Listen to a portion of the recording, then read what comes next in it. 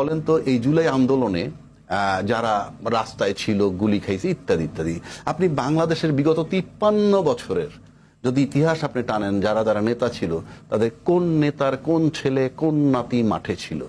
অর্থাৎ কিল তোর দৌড় আমার, অর্থাৎ মাইর খাবি তোরা, রাজত্ব করব আমরা। বিষয়টা এইরকম। শুধু এই যে প্রশাসন কি ফর্মুলায় নামবে, দয়া করে একটু ইউনূস সাহেবের দেন না বুদ্ধিটা। এই বেটা কয়দিন থাকবে আল্লাহ মাহবুব জানে, যে ওই কয়দিন যাতে প্রশাসন তাকে কোঅপারেট করে। যেই প্রশাসন ইউনূস সাহেবকে কোঅপারেট করে না, সেই প্রশাসন নির্বাচনের সময় আপনি সঠিক নির্বাচন করবে, এই আস্থা আপনার আসলো কেন?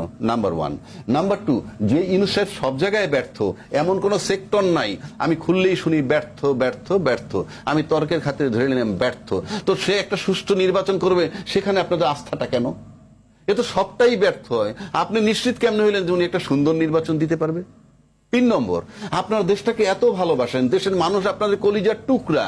রাজনীতিবিদরা বলতেছেন, যারা মনে করেন নির্বাচনতে ক্ষমতায় আসবেন, এবং ইউনূস সাহেব প্রতিদিন ক্ষতি করতেছে, চোখের সামনে দেশটা ধ্বংস করে দিতেছে। যদি তাই হয়, আপনারা কেন মানতেছেন যে ডিসেম্বর পর্যন্ত আমরা ওয়েট করে নির্বাচন দিবে? ডিসেম্বর তারিখ দিচ্ছে ইউনূস সাহেব, আপনি কেন মানতেছেন?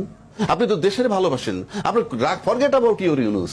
ইউনূস দরকার নেই তো আমার, আমি দেশকে ভালোবাসি, জনগণকে ভালোবাসি।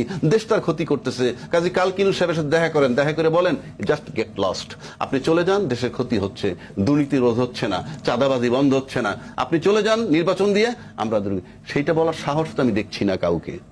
মানে আমি খুব লজিক্যালি বলতেছি। তো আপনি দেশটা ক্ষতিগ্রস্ত হিসেবে তাকায় তাকায় দেখবেন, আর তার কাছে আমি নির্বাচন চাইতে পারবো না, আর সে ডিসেম্বরে নির্বাচন দিবে, আমি মেনে নিব কেন? আমি মানতে চাই না।